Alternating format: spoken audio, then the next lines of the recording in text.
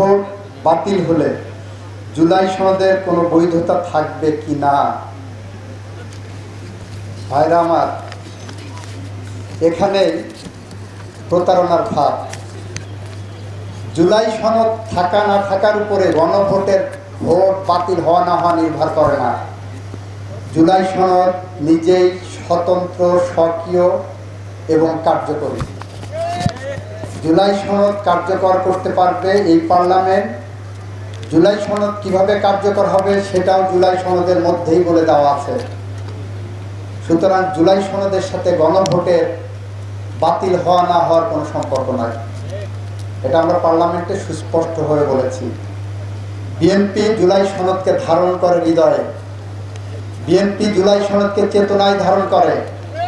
BNP বিশ্বাস করে জুলাই সনদ এদেশের জুলাই আগস্টে 2024-এর জুলাই আগস্টে ছাত্র জনতা রক্তের আখরে লিখিত। বিএনপি বিশ্বাস করে জুলাই সনদ এদেশের আপামর জনসাধারণের মুক্তির একটি সনদ। বিএনপি বিশ্বাস করে জুলাই সনদ বিএনপি বাস্তবায়ন করতে অঙ্গীকারবদ্ধ।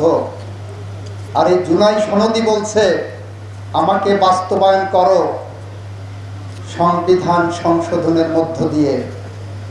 এটা জুলাই সনদে সুস্পষ্টভাবে লিখিত আছে যে সংবিধান সংশোধনের মধ্য দিয়ে জুলাই সনদ বাস্তবায়িত হবে। সুতরাং যারা বলছেন গণভোট বাতিল হলে জুলাই সনদ বাতিল হবে, এটা মিথ্যা বিভ্রান্তিকর তথ্য। তারা বলেন ৭২-এর সংবিধান মানি না। আমরা বলি ৭২-এর সংবিধান জুলাই সনদের অংশ এবং জুলাই সনদও ৭২-এর সংবিধানে ঢোকার অপেক্ষায় আছে।